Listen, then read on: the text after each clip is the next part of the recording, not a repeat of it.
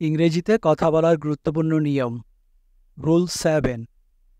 করতাম, যেতাম ইত্যাদি অতীত অভ্যস্ত বোঝাতে ইউজড টু ব্যবহার করা হয়। ইউজড টু দিয়ে বাক্য তৈরি করার স্ট্রাকচারটি হলো subject plus used to plus ভার্বের base form plus extension.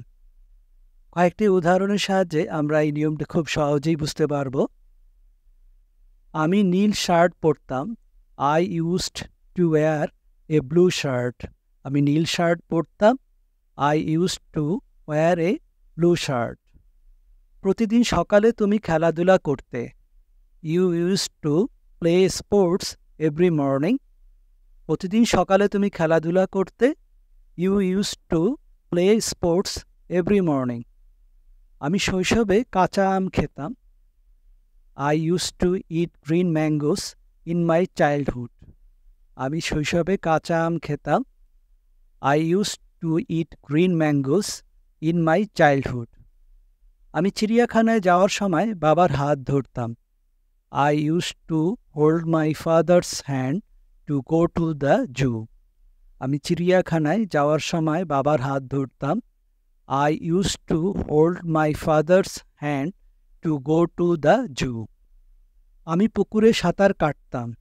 I used to swim in the pond. আমি পুকুরে সাঁতার কাটতাম। I used to swim in the pond. আমি পবিত্র কোরআন তেলাওয়াত করতাম।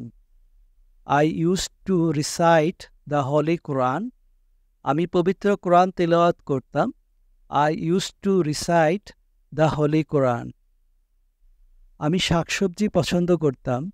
I used to like vegetables. আমি শাকসবজি পছন্দ করতাম।